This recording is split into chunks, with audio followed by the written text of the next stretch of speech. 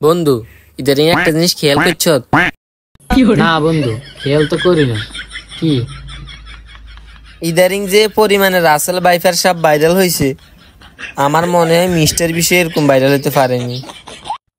Mister বিষয়তে জীবনে কেউ বেশি ভাইরাল হইতে পারেনি, আর তুই কস যে সাপ ভাইরাল হয়েছে। বেড়া, তুই তো কিছু জানিস না। মিস্টার বিষয় 1 নম্বর। এখন তুই কি বুঝাতিস? না বন্ধু, আমি তোর কিছু বুঝাইতাম চাই না। যে পরিমাণে সাপ ভাইরাল হয়েছে, এই পরিমাণে যদি আমি ভাইরাল হইতে পারতাম। আরে বেড়া, তুই কি সাপ নাকি যে তুই ভাইরাল হবি এরকম? হাড়াই এনে একটা মারবো বেড়া। তুইও এরকম ভাইরাল হতিস?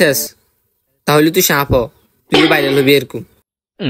বেড়া, তুই কি বলস? আমি কি সাপ হইতে পারমু?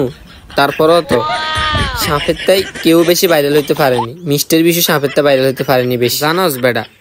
এখন ট্রেন্ডিং এ আছে বেড়া সাপ। বেড়া, ফেসবুকের ট্রেন্ডিং এ আছে এখন সাপ। তুই কস বেড়া মিস্টার বিশ?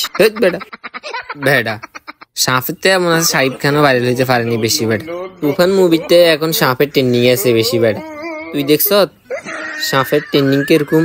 মিলিয়ন মিলিয়নই হিট করে বেড়া সাপের নাম লইলে। আর তুই কইতিস কি? কি বলস? যা, তোর লগার তর্কে জড়াবো না, যা তুই যা করছ তা।